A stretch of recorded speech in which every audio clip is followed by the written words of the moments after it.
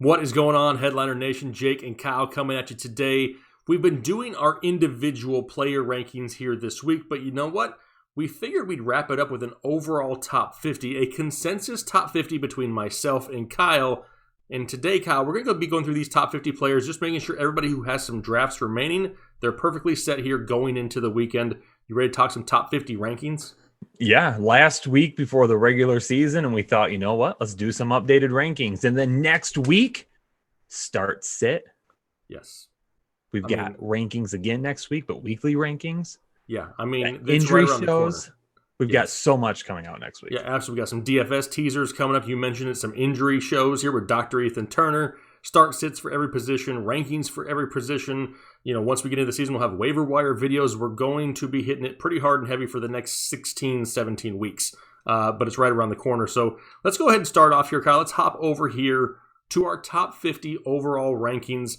And it's really not, that big of a surprise, right? Do we need to spend a whole lot of time 1 through 4? I mean, it's pretty much similar for everybody with a mixture of McCaffrey, Barkley, Elliott, and Kamara. Yep, absolutely. The one thing I do just want to mention, two things actually. Number one, Kamara, finding out that it wasn't an epidural, so we're leaving him right here. We think everything's going to be fine now that that's kind of played itself out. One other thing I want to say, though, I have Barkley over Christian McCaffrey. Anybody that gets upset about having Barkley at 1 and McCaffrey at 2, you got to reevaluate your fantasy football process, because I've seen some just outstandingly weird comments about people overly frustrated about that. Yeah, I mean, we're talking now. Had you had CMC down at 12, then we have a problem. Yeah, but at 2, really? Even at 3, if it's 3, then yeah, you could get all this upset you want to. Whatever. People just want to find things to be pissed off about. That's why we gotta be the change, Kyle. We gotta be the change, in the nation. That's right. All right. So after that, that's where it gets a little bit interesting. This is where we kind of differ from a lot of different people within the industry. Josh Jacobs coming in here right at number 5, somebody who we've been talking about for months. We both love Josh Jacobs. We love the opportunity he may see in the passing game, and these being half-point PPR rankings, we got Josh Jacobs consensus-wise right here at number 5. Yeah, absolutely. And like you said, this area is where you get to like a real big difference between mid first to mid second. You can really rearrange a lot of these running backs how you would like to. Jacobs, we know he's going to get a high workload. We're just wondering how many catches he will get. Derrick Henry, we know that he might be one of the safest running backs out of the top 3 guys. He's going to get a heavy workload. Joe Mixon, my boo this season, I've got him all the way up at running back 3. The dude's going to go off. I'm excited for it, but we love our running backs, and that's why our running backs are so heavy to begin the draft, because, hey, you give me one of those, you give me a chance to draft a running back in the first round, I'm probably doing it 9.9 times out of 10. Yeah, absolutely. We got Michael Thomas right there at number 8. He's somewhat the exception. Does he see the same amount of targets as last year? Maybe not. That's why we don't have him right there at number 5, where a lot of people do. We've dropped him down a few spots, but you mentioned it, right? We're looking for guys with volume. You talked about Derrick Henry, Joe Mixon, Nick Chubb fits into that also. Right there, he's at number 9 for us. Austin Ekeler at number 10 is a name that a lot of people just want to discourage right off the bat. And that's fine, because he's fallen to the second round for a lot of people. And that's great value, because Austin Ekeler has shown value even with a backfield mate of a Melvin Gordon in the past. He can definitely do it now with a Justin Jackson or a Joshua Kelly. We love ourselves some Austin Ekeler, and he's finishing here just in front of Dalvin Cook, who last year was one of our favorite running backs, one of our must-haves. We're a little bit lower on Cook. I don't think we hate the guy. We're not overbuying what we saw from 2019. Yeah, absolutely. And, there's a lot of people that are going to see this and be like, hold on, pump the brakes, Ekeler over Cook. But again, Cook, another injury to end the year last year when his team and fantasy owners needed him the most. So do they use Alexander Mattison a little bit more this year just to try and keep him healthy throughout the season? Probably still going to see a lot of the same run. Should still see some in the passing game as well. However, I'm just worried about that. He's getting hurt almost every single year now. So that injury profile doesn't look good for him. But Austin Ekeler, listen, Melvin Gordon took away so many touches last year. Even though the guys behind him have been looking good so far, nobody's taking nearly as many touches as Melvin Gordon did. Austin Ekeler is still going to eat this year. That's why we've got him where we do. And PPR and half PPR formats, which half PPR is what we're looking at here, should be super safe. Yeah, absolutely love Ekeler. After Dalvin Cook, though, at number 11, 3 of the next 4 guys we have are wide receivers. You got the Julio Jones, the Tyreek Hill, the Devontae Adams. In the middle there, we've sandwiched Kenyon Drake. Now, Kenyon Drake is another one of those guys, how you talked about, late first, early second, that group of running backs. You can kind of just, bunch them all together. It's whichever you prefer, because they are all huge, high upside guys that have the potential for solid volume, a minimal committee. A lot of people want to talk about Chase Edmonds in Arizona. That's cool. I mean, I don't know if there's hardly any running backs in football that don't share a backfield at some instance. I mean, they don't get every single carry. Chase Edmonds is going to get 100 touches this year, regardless of, what's going on with Kenyon Drake. It doesn't take away from the value, though. That offense is just going to produce whoever's in that backfield. Sure, Chase Edmonds is a great option, but we still like ourselves some Kenyon Drake, but we got him sandwiched here in between the trio of wide receivers. One thing that kind of stands out a little bit, Devontae Adams, a lot of people's number 2 wide receiver, is actually coming up as our number 4 combined here behind Julio and Tyreek Hill and, of course, Michael Thomas. Yep. And then you even got 2 guys after that are an interesting story. I mean, Kenny Galladay coming in right after that. He's a top 6 wide receiver for me this year. I did a must-have wide receiver video on him. So if you want more of that, go check that out. Just an absolute amazing year last year, and it could even end up being even bigger this year with a fully healthy Matt Stafford for 16 games. So I'm really high on his big playability. And then we've got Chris Godwin after that. Some question marks there in terms of, what's going to happen with this offense, because Brady, who's he going to go to? Is he still going to use his running backs? Is he going to use his tight ends like he did in the past? Chris Godwin, though, if he stays in the slot quite a bit, he's a guy that should feast. Probably a super safe wide receiver. I don't see how, this is where you get kind of those safe picks with this wide receiver. Kind of mid-second to mid-third is where, if you don't get your running back 2, or you don't feel comfortable taking, a Miles Sanders or, a Kenyon Drake, this is where you can get a really safe wide receiver. Yep, exactly. And you mentioned it right there with Miles Sanders. We have him drop down a few spots. He's at 18. Kind of still monitoring the injury, right? I mean, it doesn't seem to be too major, because I think if it was, they would be a bigger player in the free agent market. They've released a couple of their lower end guys in the depth chart here this week. All signs are pointing to Miles Sanders being okay. I haven't heard any reason to be concerned about it. So he may move up here, especially once we get into our week 1 rankings. But right now he's dropped down just a little bit, just because there hasn't been a whole lot of word out there on one Miles Sanders. We got DeAndre Hopkins after him. DeAndre Hopkins has been one of the highest ranked wide receivers over the past few years. We have him drop down a little bit lower. We still like DeAndre Hopkins. We're just not expecting Houston Texan numbers from DeAndre Hopkins, just because there's more options in Arizona. He's coming in right there at 19, and then 20 is maybe where you and I get probably the most crap, Kyle. Mm-hmm. A lot of people have, taken the red pill. They are all on board with Clyde Edwards-Helaire. They are total truthers all of a sudden. Nobody was talking about him until Damian Williams went out for the most part, and now he's in a lot of people's top 5. Can't do it. Nothing against the guy himself, but I just don't want to take one of these guys who's, proven to produce in fantasy and pass them by for a guy who's going to get his first ever touch week 1 and have no preseason games, an abbreviated training camp with only a couple weeks worth of pads, no rookie camp. I'm just going to pass. I'll let somebody else take him. If he falls to the second, I don't mind it, though.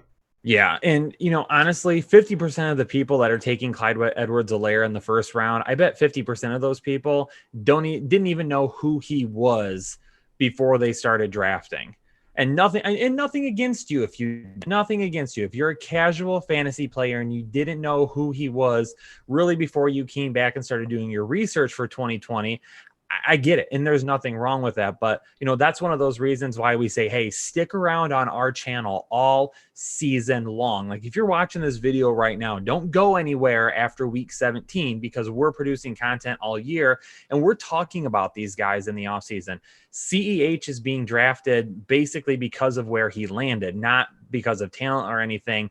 There was we had 3, maybe 4 running backs ahead of him in this class. I think it was 3 ahead of him in this class. So it's just one of those things where it's like, yeah, it's a great opportunity, but you just have to keep in mind that he wasn't even one of the top 3 most talented running backs coming out. So you just got to temper expectations a little bit about it and just realize, it might be a little bit of a split to begin with. He might not have that ceiling right away. Just, be careful with that. If you're drafting coming up in this weekend, just be careful with how early you try to take him. Yeah, like I said, in the second round with this group of running backs, okay, as your number 1 running back stud, I'd rather take somebody who's proven it. There's only one thing better than a tight end, Kyle, and it's two tight ends. And how about having them back-to-back here? So we're going double tight end, Travis Kelce and George Kittle back-to-back at 21 and 22. And to be honest, I mean, the closer we get to the season, the thinner this gap gets between these two, because there's nobody to throw the ball to in San Francisco besides George Kittle and the running backs for the most part. You got Kendrick Bourne, but outside of that, George Kittle may see somewhere in the neighborhood of 642 targets this year. And I absolutely love that. In this offense, he could see a ton of work. Yeah. And Jake, you know that I love myself some tight ends. Headliner Nation, you know I love tight ends as well. Okay. I like to watch them. I like to look at them. I like to prepare for them. All those things. Yeah. So analyze. Yeah. But even as much as I like a good tight end, I don't like a good tight end this early in my drafts. And the wide receivers that come after them are really interesting wide receivers, guys that have a lot of upside, but might have some question marks about him as well. Juju Smith-Schuster coming right after them, a guy that we like. We've got him right around that wide receiver 12 area right now because of what we've seen from him in the past. I mean, this is a guy that was widely considered like a top 3 wide receiver in a first-round pick last year, and now you can get him in like the 5th and 6th round. Ben Roethlisberger is back. He's got weapons around him that are a little bit more advanced now. You've got Odell Beckham Jr. People are worried that Baker Mayfield isn't going to take another step, that this offense is going to be a mess again. I don't think so. There's plenty of upside here. Mike Evans, big year last year. Again, like always, 1,000 yards receiving every single season. But, what are you going to get this year? Tom Brady's there. Is he really going to be able to throw the deep ball still?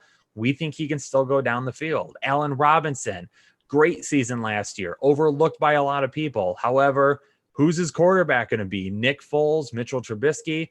But, I mean, the guy was a super safe wide receiver last year. Didn't have a ton of upside on a weekly basis, but that's just because some of those big plays were limited because he didn't really have a good quarterback. And then finally, Amari Cooper. Is it hashtag always Amari or hashtag Amari Pooper? It's a little bit back and forth here. Are you okay dealing with the inconsistencies? If you're not, then he's the guy that you're passing on. So that group of wide receivers right here, a lot of question marks, but potentially a lot of upside as well.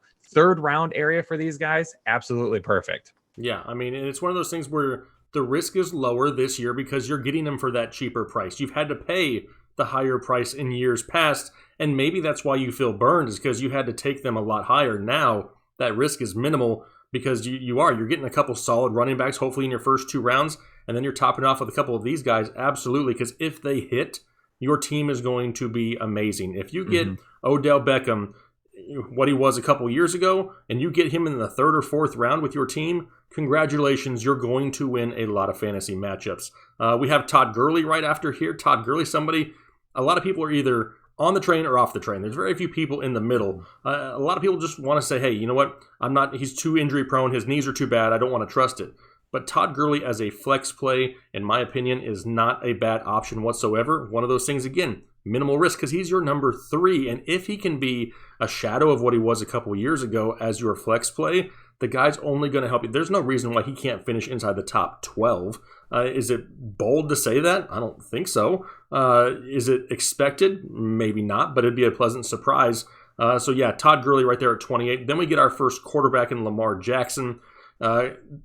We've said this before, right? We really do not love quarterbacks early on this channel, hardly ever. However, I have come out and said before that in the 3rd round, I would take a stab at Lamar if he was there, possibly. It really depends who is left on the board, but for us right now, the consensus 29, which puts him in that 3rd round, because if he gets there, all of a sudden the value is just almost too good to pass. Yeah, him and Patrick Mahomes coming in here, a few picks of each other. I'm kind of on the same boat. If I have to spend a 3rd round pick on a quarterback, I probably go with Patrick Mahomes over Lamar Jackson. I do have Patrick Mahomes as my QB1 this year. Understand the rushing upside that Lamar Jackson brings to the table, but I'm just going to take kind of the for sure thing when in the passing game with Mahomes. I mean, we know he's going to be throwing the ball consistently.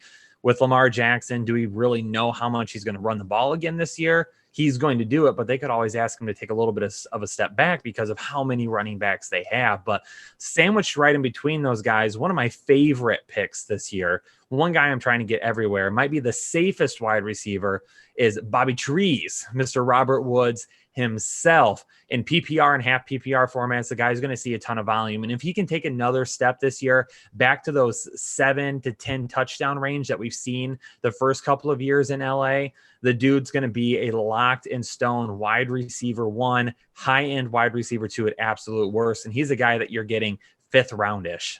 Yeah, and I mean, you got Cooper Kupp in there. Cooper Kupp a little bit banged up.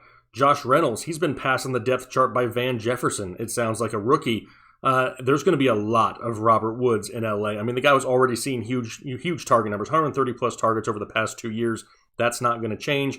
DJ Moore, we may have him a little bit lower than some people, but if you think about it, we got Teddy Bridgewater, a new coach, a new offensive coordinator. You also got Robbie Anderson, Curtis Samuel. I mean, there's other options in this offense. We've talked about Christian McCaffrey going to see a lot of volume.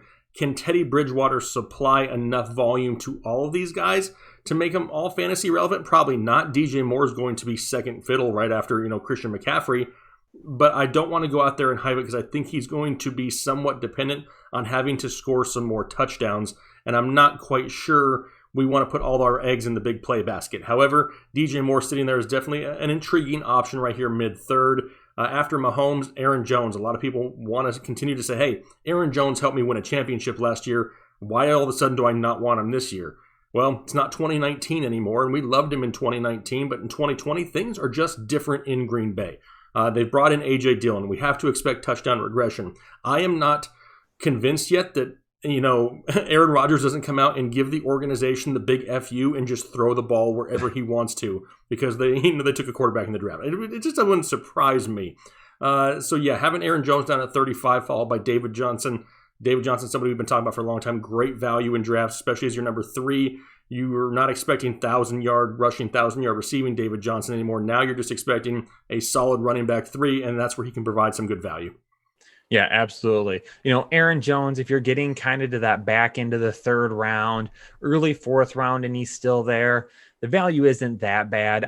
Honestly, kind of off the train this year, but if Jamal Williams leaves that next offseason, going to be right back on the train again next year. So that's why you have to really change your thought process from year to year. Every year can be different. Yeah. David Johnson, B.O.B. gave up DeAndre Hopkins to get David Johnson. Even if David Johnson isn't really doing that well, David Johnson is going to get the rock time and time again. After that, Terry McLaurin, a guy that I really like this year. Dwayne Haskins has been named the starting quarterback now. Yes, towards the end of last year, maybe Haskins and McLaurin didn't really have that great of a connection, but I'm not looking at the end of last year. I would rather take the entire body of work that they had together at Ohio State and see that these two can connect like that again. Mark Andrews is right here as well. And this is kind of where I would go with an early round tight end. Mark Andrews, talked about him on my must-have tight end video. If you didn't already know it, him and Hayden Hurst had the same amount of snaps last year. Hayden Hurst is now out of town. You would have to expect that Mark Andrews is going to see a little bit of a bump, which means he could get some volume. He had almost half as many snaps that Travis Kelce had last year and still had really good numbers. Before anybody says anything about his diabetes, it hasn't been brought up as an issue. He's not concerned about it. The organization hasn't concerned about it. And for those of you that have said if anyone tests positive, he automatically has to sit out, that's absolutely not true. That's not been reported by anybody. So I'm not worried about Mark Andrews. Everybody has the same chance of giving COVID this year as Mark Andrews does. If it was that big of a deal, he would have opted out already. Yep, agreed. After that, DK Metcalf, somebody who I love the potential of this year. I mean, a lot of people say, hey, they signed Josh Gordon. What does that do to DK Metcalf? Josh Gordon was there at the end of last year. Didn't really seem to matter. We don't even know if Josh Gordon's going to be reinstated at this point, let alone get on the field and outproduce DK Metcalf. So right. No, it does not bother me one bit. Love DK Metcalf.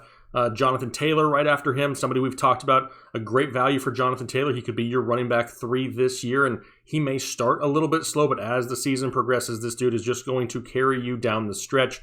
By the second half of the year, he should be locked and loaded as their RB1 there in Indianapolis, followed by a couple veteran wide receivers, Adam Thielen, Keenan Allen. I can't really say anything negative about him. Am I overly excited about it?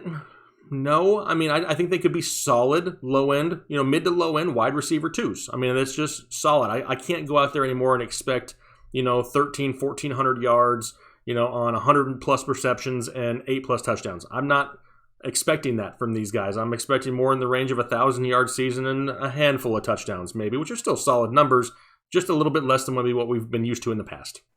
Yeah, Adam Thielen, when he has played with no Stephon Diggs on the field, yes, his volume goes up in terms of his efficiency, with his volume with catches and targets, but his efficiency in terms of touchdowns and yards actually goes down because he doesn't have that big playability guy on the other side of the field for him.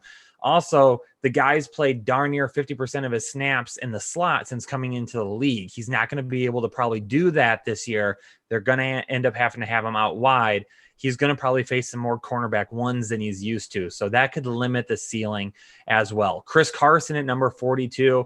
I like Chris Carson. We both recognize the talent. And not only that, but we both recognize the fact that he has pictures of Pete Carroll somewhere that would shed a nasty picture on him. So that's why he continues to get so much playing time. But if the guy doesn't fumble away a job to first-round pick Rashad Penny, he's not going to fumble it away to Carlos Hyde or DJ Dallas. The only thing is he's healthy, and the current reports are that, yes, he is healthy and ready to go. So we'll see how that plays out. But he could be like a really good value in your draft if you've already got 1, 2, or if you already got 2, maybe even 3 running backs. Yeah, Chris Carson is somebody who's lower in the rankings now, but I probably will say he is trending upwards, right? Because now that we're close to the season, we can maybe see a little bit more Chris Carson than we have over the past few months. I don't love a running back coming off of a fractured hip. They get hit in their hip or land on their hip quite a bit. I would like to see some more contact before I am locked and loaded trusting Chris Carson. So that's why he's dropped down a little bit more, but he is trending up. After that, a couple high upside wide receivers in Calvin Ridley and A.J. Brown. Calvin Ridley, a big breakout season expected for him. The potential is going to be there because they're going to have to throw the ball a lot in Atlanta, and they always do. They're always among the league leaders anyway. But now in that division, you got a potential for, 6 games a year minimum that they're going to go out there and put up some big points. And that's a great, thing to have for your wide receiver, especially if he's your wide receiver 2 or 3. A.J. Brown, we may have him a little bit lower than some people. The upside's huge, but he has to pretty much duplicate record-breaking efficiency to do what he did last year. And we're not quite sold that he can do exactly what he did last year, but the potential will be there. But I'm not going to be surprised if opposing defenses put a safety over the top to just try to take away A.J. Brown and force them to beat him some other way, outside of Derrick Henry. Yeah, I've talked about A.J. Brown a ton this offseason, so I'm going to let you handle that. I'm going to move on to a couple of other players. But now we're kind of getting to this aspect of some running backs that have some question marks. If you get them as your running back 3 or 4, that's not bad. If you're taking them as your running back 1 or 2, though, I think you're going to be in a little bit of trouble. James Conner, hasn't been able to stay healthy. Do they bring in, or do they use their running backs a little bit more this season? Is it not really a workload that's designated for a bell cow like we've seen the Steelers try to do in the past? They might try to keep James Conner healthy, and they have really good backups there with him. Mark Ingram comes after him. J.K. Dobbins, we love J.K. Dobbins. He is a beast. He may have been drafted higher than what he was, but he was hurt at the combine. He was hurt at the end of the season, didn't get to participate in his pro day, ends up falling and going to the Ravens, an excellent fit for him. Can he start taking away those snaps this year, or is it going to be 2021? If it's 2021, then Mark Ingram should still be okay this year. But again, that's kind of that question mark. Melvin Gordon, something that I mentioned right when he was signed, when I did my breaking news video on him, I mentioned the altitude there. Nobody talked about it. Everyone was like, no, it's going to be fine. And then a couple of weeks ago, he mentions to people that, yeah, this is messing me a little bit. I'm still trying to get used to it. And I kind of had one of those, told you moments. Because yes, moving from being down at sea level in LA, I thought might be a little bit different going to Denver. So he might just have a little bit of time getting worked in. Yes, I know in the past, his offensive coordinator has went more of a run heavy type of scheme, but he also throws the ball quite a bit as well. And you still have Phillip Lindsay there. And then Devin Singletary. We really like Devin Singletary coming into the season. I'm not worried about Zach Moss taking too much from him, unless Singletary continues to fumble the football. If he continues to have those issues in season that he does in training camp, yeah, he's going to start losing more touches. But if he's fine and he produces the way he did at the end of last year, his efficiency stays up, then he's going to be okay. And he's a guy that if you have him as your running back 4, running back 3, you're probably going to end up being just fine. And then right here to kind of wrap it out, you also have Dak and Zach Ertz. Yeah, all I'm going to say to that is hold on to the damn ball, Devin. It's not that hard, Devin. Carry that thing around wherever you go and hold on to it tight, Devin. Damn it, Devin. Devin, you're pissing me off, Devin. I've been pushing you for months, and now you can't hold on the... Damn you, Devin. Hold the ball. That's going to be... We're going to put that on a shirt at some point. What, damn it, Devin? Laying on the ground, the football bouncing away from him, and it's just going to say Devin. #damn it, Devin on it. Awesome. Well, hey, that was a quick run through of our top 50 consensus rankings between Kyle and myself. We get it. Their rankings. Yours may look completely different, and that's cool. If your rankings match Kyle's rankings, who then turn around and match my rankings, rankings are pointless if they're all matching. So they're supposed to be different. If yours look different, that's okay. Maybe you can supply a different perspective to yours, and that's what you put down in the comment section. Like I said, we're not trying to match everybody's. We're not trying to copy what everybody else does. We're trying to put together the best possible rankings we can to help people win fantasy football championships. But like we said at the beginning of the show, week 1 is right around the corner. Start-sit videos are coming out.